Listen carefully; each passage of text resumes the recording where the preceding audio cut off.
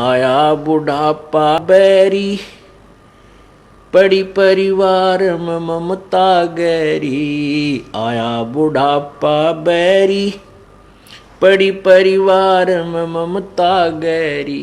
पोता ब्यालो या मन में रहरी, हेली करवा दो खड़ी, रहेली करवा दो खड़ी। हेर नर दोख दोख लुट गया आगी अंत घड़ी। बुढ़ापे में क्या सोचा है बुजुर्ग? देखो पोता पोती हुए पाछे बच्चे सारा कमांड संभाल लेते हैं और उसके पास कुछ नहीं रहता, केवल आशाएं इच्छाएं रह जाती हैं। तो क्या सोचता हो बूढ़ा कि भगवान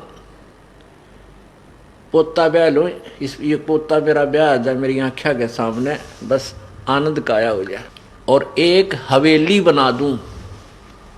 वर्तमान के शब्दों में कोठी, एक कोठी और बना दूं और उस बुढ़े की कोई सुने नहीं, ना बालक माने ना पोते सुने, पर उसकी अपनी वह सेक चिल्ली वाली कामना खत्म नहीं होती। तो जिसके पास भक्ति नहीं है, भगवान का नाम नहीं है, उसका बुढ़ापा उसके लिए दुश्मन, और जिसके पास भक्ति है उसके लिए उसका बुढ़ापा मित्र बन जाएगा। क्योंकि बच्चों को सलाह बड़े बुजुर्ग तब तक देते हैं जब तक वो खुद सोचन समझन योग्य नहीं होते। और ये भी हमें भगवान के तत्व ज्ञान से ये भी हमें पता चल जाता है कि इस बच्चे के भाग्य में जो है वही मिलेगा। ना तेरे चीचू करण तक वो कंपत्ति होगा और ना ही किसी और तरीके से। हाँ, तरीका एक है कि ये बच्चा तेरे वाला यदि भगवान से जुड़ जावे तो परमात्मा फिर इसकी आपत्तियों को हल्का करने लग जाएगा। ऐसा हो जाता है तो उसका तो बुढ़ापा कति स्वर्ग बन गया। ऐसा नहीं भी होता है, बच्चे नहीं भी मानते हैं, तो इस ज्ञान को आधार बना ले, अपनी भक्ति में बाधा नहीं आने दे। बच्चे युवा हो जाते हैं और बाल बच्चेदार हो जाते हैं तो वो बालक नहीं रहते, वो बहुत सोच समझ के कदम उठाते हैं। लेकिन बुजुर्ग ने सोचा है बूढ़ा कि यू नाश करेगा, बस यू यहाँ काम बिगाड़ेगा, मेरी मानता नहीं।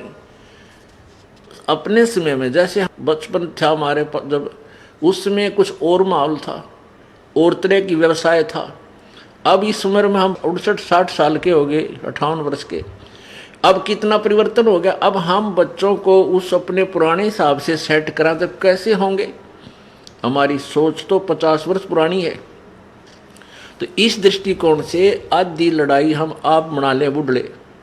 तो इनको चाहिए जिनको नाम ले लिया, अग बेटा भगवान ने याद रखो और नेक नीति तक काम करो, परमात्मा बरकत जरूर देता है आपके किए कर्म का।